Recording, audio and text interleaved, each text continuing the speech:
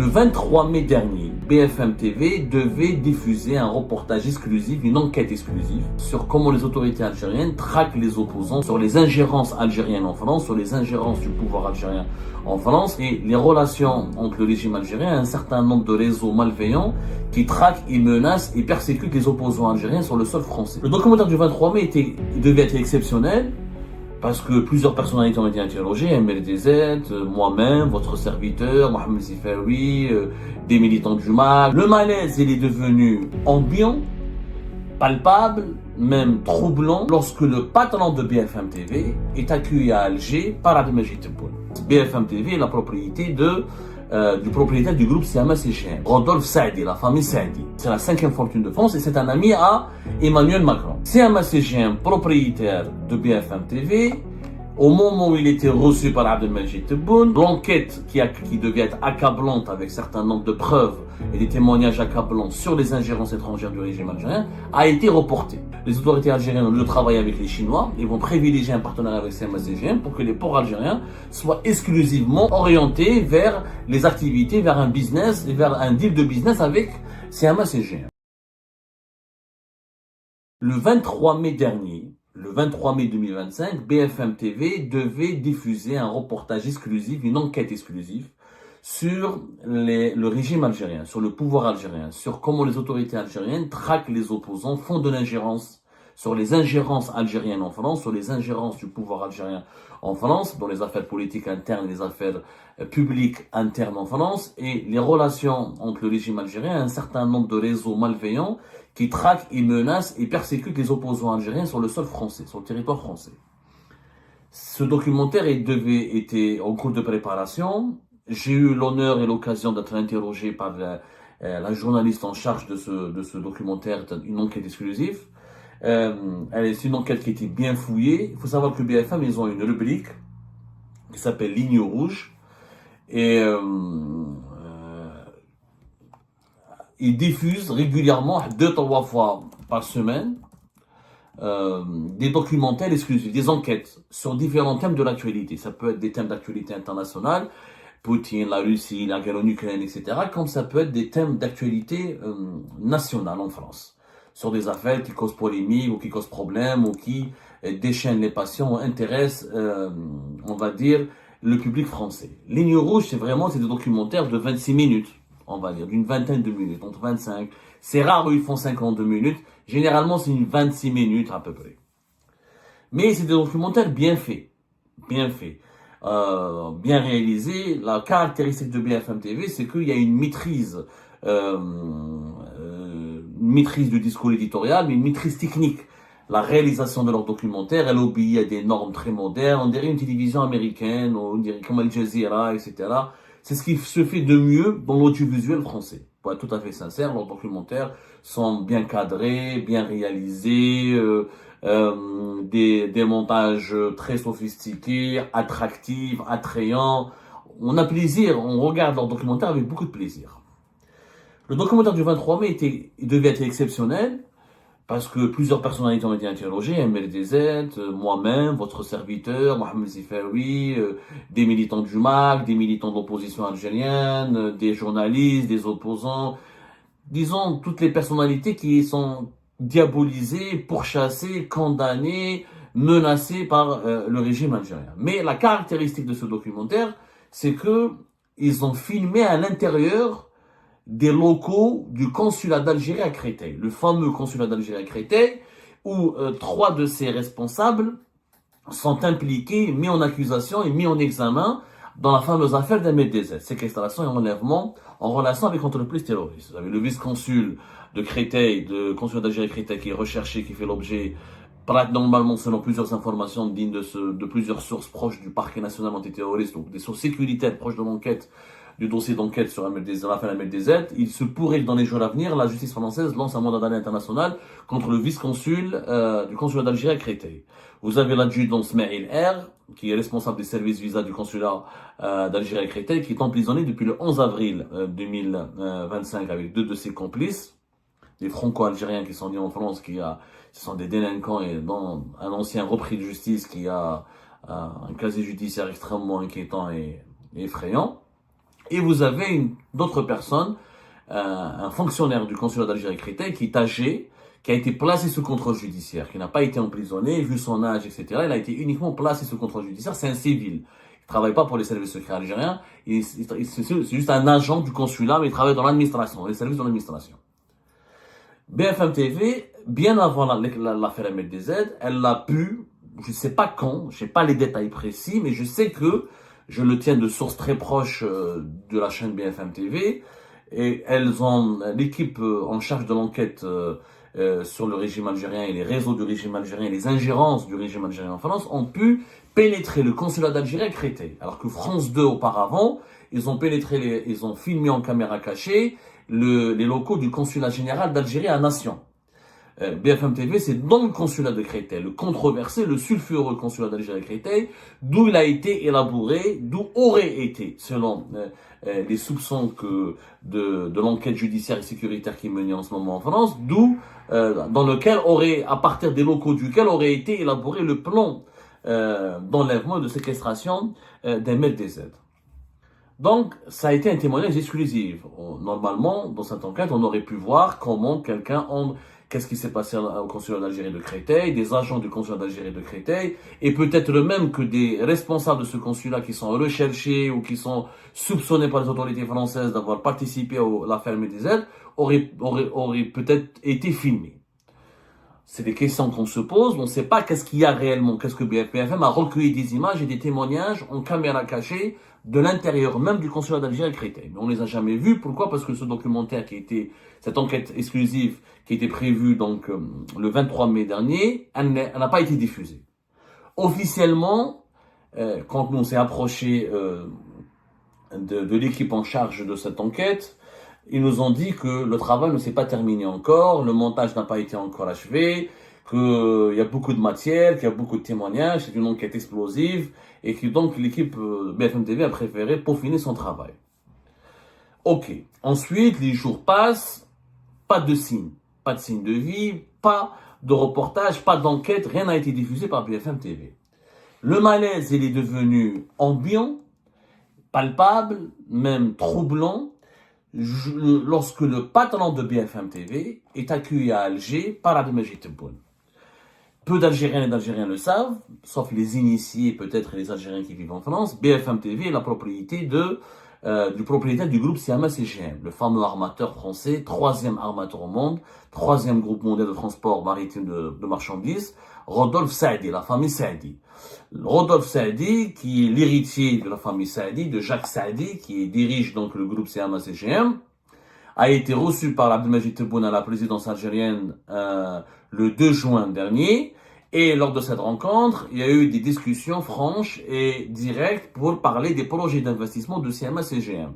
Les autorités algériennes, l'État algérien a bloqué un méga projet important avec les Chinois, qui est le méga projet du port de Chefchel, du port de Hamdaniya, pour essayer d'approfondir et de créer un partenariat exclusif avec CMA CGM qui aurait promis de mettre sur la table sur un plan d'investissement de 5 milliards d'euros pour développer les infrastructures portuaires du pays. Et le groupe CMA CGM veut commencer par prendre une concession au port d'Oran pour développer un hub logistique régional à Oran et pour créer une nouvelle ligne de transport maritime de voyageurs, parce que le groupe CMA CGM, sa spécialité, c'est le transport maritime des marchandises, notamment des ports-conteneurs, les 3e au monde, mais ils ont une filiale qui s'appelle la Méridionale, qui est spécialisée dans le transport des voyageurs. Et CMA CGM, ils sont présents déjà dans 9 ports algériens, et la société, c'est l'armateur leader du marché algérien. 80% des marchandises qui sont importées par l'Algérie passent par les navires de CMA CGM. CMA CGM sont donc basés à Marseille. La fameuse tour de CMA CGM, c'est très connu. Et la famille Saadi, ils sont très influents, Rodolphe Saadi notamment, est l'un des amis intimes, l'un des amis proches d'Emmanuel Macron. Il est considéré par la presse française spécialisée, par de nombreux observateurs très avertis de l'actualité française et de ses dessous, comme le milliardaire le plus proche d'Emmanuel Macron. Et il pèse, c'est la 5e fortune de France, 32-33 milliards d'euros de patrimoine. C'est un homme qui compte. C'est la 5e fortune de France et c'est un ami à Emmanuel Macron. Donc, son père, les Saïdis, ce sont des Libanais, c'est des Franco-Libanais. Ils ont créé en 1978 CMA-CGM, qui s'appelait à l'époque la Compagnie Maritime d'Affrètement. Et petit à petit, ils sont devenus le troisième groupe mondial de transport maritime des marchandises. C'est devenu un géant mondial avec des chiffres d'affaires d'une cinquantaine de milliards d'euros, jusqu'entre 50 et 60 milliards d'euros. C'est un énorme, présent dans pratiquement 140 pays, sur tous les continents. Je crois qu'ils ont même une centaine de navires à travers le monde. C'est stratégique. Rodolphe Saadi, qui a succédé à son père en 2017 à la tête du groupe CMA-CGM, en juillet 2024, il rachète le groupe BFM, qui s'appelait Altis Media. Le BFM TV, le groupe BFM, n'appartenait pas à CMA-CGM jusqu'à 2024, le 2 juillet 2024, pour 1,5 milliard d'euros. C'est Rodolphe Saadi, qui a été reçu par Abdelmajid Tebboune, qui a racheté BFM. Auparavant, BFM TV faisait partie d'un groupe qui s'appelle Altis Media, qui appartenait à un autre milliardaire français, qui est Patrick Drahi, qui est lui franco-marocain. Il a 4 nationalités, marocain, israélien et français, et une autre nationalité portugaise, si je me trompe pas. Et Altis Media a été vendu, Patrick Drahi, qui était endetté, qui était propriétaire de SFR, Numérica, il a pas mal d'affaires, il avait des problèmes dans son groupe, il a décidé de vendre ses actifs pour renflouer les caisses de son groupe et payer ses dettes. Donc, il a préféré vendre sa filiale média qui s'appelle Altis Media. Altis Media, c'est BFM TV, mais c'est aussi RMC, RMC Découverte, RMC Story, RMC Sport, qui diffuse quelquefois des matchs de grande compétition comme la Ligue des Champions. C'est aussi BFM, c'est 10 chaînes locales, dont BFM Normandie, BFM Marseille, BFM Bordeaux, etc., BFM Business, et Chérie 25. Chérie 25, c'est une chaîne qui, je pense, c'est comme Chérie FM, la radio leur appartient aussi. Donc c'est un énorme groupe. Et c'est pratiquement le groupe média le plus important de France. Donc, CMA-CGM, propriétaire de BFM TV, au moment où il était reçu par Abdelmajid Tebboune, le documentaire qui parle, qui dénonce et qui enquête, l'enquête qui devait être accablante avec certains nombres de preuves et des témoignages accablants sur les ingérences étrangères du régime algérien, a été reporté. Alors au départ, il y a eu des rumeurs. Les rumeurs ont été lancées par Alger. Je rappelle, les rumeurs, je ne vais pas être très précis pour être très honnête, ils ont été propagés par Alger. À Alger, des rumeurs ont circulé pour dire que les autorités algériennes, en contrepartie d'une audience qui a été accordée à Rodolphe Saadi par Abdelmajid Tebboune, et en contrepartie des promesses de facilitation et du marché algérien des ports qui aurait été offert par les autorités algériennes sur un plateau au nord à CMA-CGM, le patron de CMA-CGM aurait demandé à BFM de déprogrammer et d'annuler la diffusion de cette enquête qui aurait été accablante, qui aurait été très critique et qui aurait bousculé les autorités algériennes. BFM, très regardée, elle est aussi regardée que France 2, la diffusion de cette enquête aurait provoqué des remous dans les relations entre l'Algérie et la France et elle aurait fortement déstabilisé les autorités algériennes.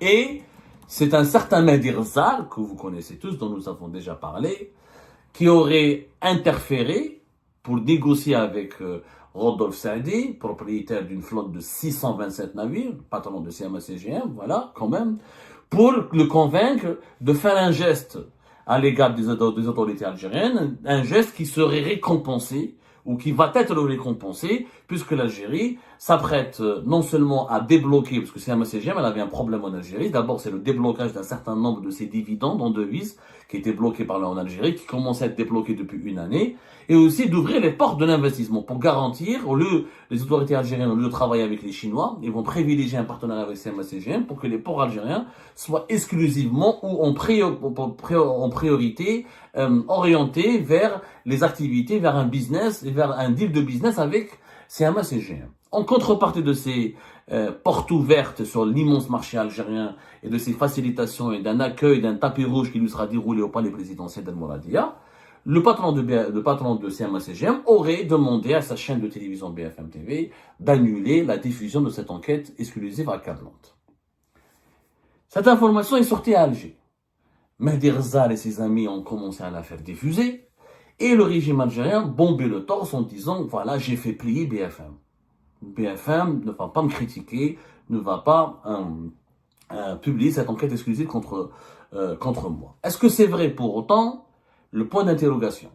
Parce que nous avons, je pense que les informations qui ont été propagées par les autorités algériennes ou par les lobbyistes du régime algérien ont été largement amplifiées. Pourquoi? Parce que quand nous avons mené notre enquête, ça fait quelques jours que nous enquêtons de notre côté, pour comprendre est-ce que BFM a été victime d'un acte de censure, oui ou non, ce n'est pas, pour le moment, c'est très précipité. C'est très très tôt de parler de censure. Pourquoi? Parce que BFM TV, selon nos sources, selon des sources proches de la chaîne de télévision BFM TV, elle n'a pas diffusé le 23 mai parce que le reportage d'enquête n'a pas été terminé, ça c'est vrai. Qu'elle devait attendre le 24 mai, le 24 juin, le procès de Boualem Sansal. Sauf que BFM TV a demandé une interview avec Abdelmajid Tebboune. Elle a contacté la cellule de communication, la direction générale de la communication du palais présidentiel. C'est une journaliste franco-algérienne, Naïla El-Atrous, que vous connaissez peut-être. Moi, j'ai eu l'honneur et le plaisir de travailler avec elle, une journaliste très professionnelle, que je respecte beaucoup, qui aurait, selon nos sources, entrepris une démarche pour demander une interview avec le président algérien. BFM TV aurait eu l'idée de diffuser cette enquête accompagnée par une interview d'Abdelmajid Tebboune qui permettrait aux autorités algériennes de répondre aux accusations des opposants algériens, aux informations accablantes ou aux révélations très dures et très critiques à l'égard du régime algérien qui seraient diffusées par cette enquête. Sauf que la présidence algérienne n'a pas encore répondu à la demande d'interview de BFM TV. Jusqu'à maintenant, selon nos sources, il n'y a pas eu de réponse. Ni un non, ni un oui, ni un peut-être. Du coup, l'enquête est bloqué. Alors, le procès de Boualem Sansal arrive. Visiblement, BFM ne va pas diffuser cette enquête parce qu'elle veut absolument qu'il y ait une interview d'Abdelmajid Tebboune et BFM aurait eu peur de diffuser cette enquête et de donner un prétexte et une justification qui permettrait à la présidence algérienne de refuser son interview, alors qu'une interview d'avec Tebboune pour BFM TV serait une véritable valeur ajoutée et serait une exclusivité à prendre. Sauf que la dernière date qui a été fixée, c'est mois de septembre. Aujourd'hui, il y a la guerre entre l'Iran et Israël, l'actualité est extrêmement meublée et occupée. Ensuite, il y a la saison estivale. C'est pas une période d'actualité propice pour la diffusion d'enquêtes exclusives de ce gabarit. Donc peut-être que ça va être au mois de septembre. Sauf que les sources les plus proches des autorités algériennes assurent que ce document, que cette enquête exclusive a été enterrée.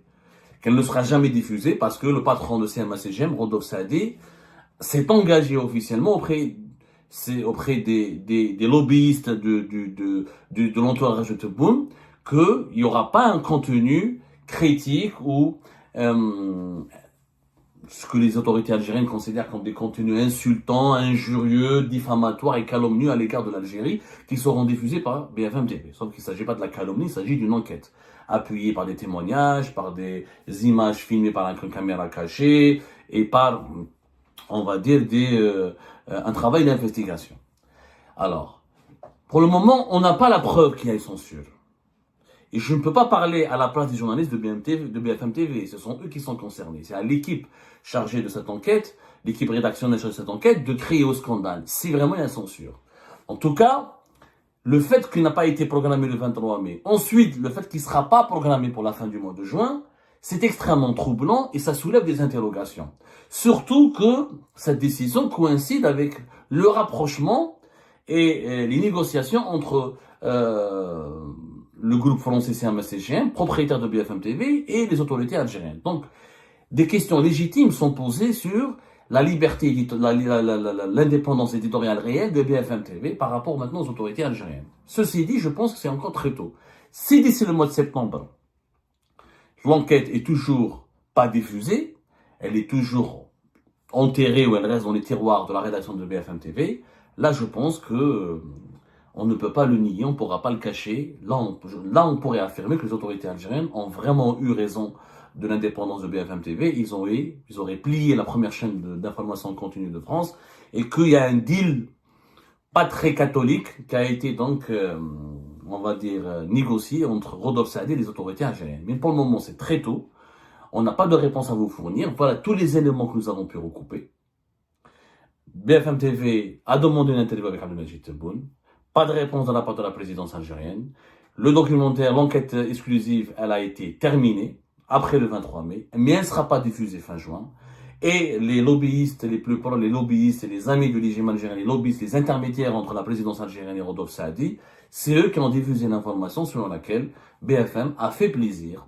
Le groupe CMA-CGM a fait un cadeau à Abdelmajid Tebboune en échange de son entrevue et des facilités qui ont été concédées par la présidence algérienne pour les investissements français dans les ports algériens, afin de ne, en contrepartie de ces échanges et de ces facilitations et de ces cadeaux, euh, CMA-CGM aurait fait pression sur BFM TV pour ne pas diffuser cette enquête exclusive très accablante avec des images inédites du consulat d'Algérie à Créteil, qui visiblement pour le moment risque de ne pas être diffusée. Et ben c'est la fin de cette vidéo les amis. Je vous remercie comme d'habitude pour avoir suivi jusqu'à la fin. N'oubliez pas de nous laisser vos commentaires et vos réactions sur la vidéo et de vous abonner à la chaîne si vous n'êtes pas encore abonné. Donc voilà, merci beaucoup pour votre soutien et vos abonnements. Et merci aussi pour vos commentaires et vos discussions très animées dans la section des commentaires. Donc, vous n'oubliez jamais de décortiquer bien un sujet sur tous les points qui ont été abordés dans la vidéo et ça fait vraiment plaisir moi-même je ne fais pas de commentaires, je m'appuie sur vous pour que vous puissiez bien expliquer les choses et en faire des discussions civilisées et dans tout le respect possible. Donc voilà, merci beaucoup et à la prochaine dans une nouvelle vidéo. Au revoir.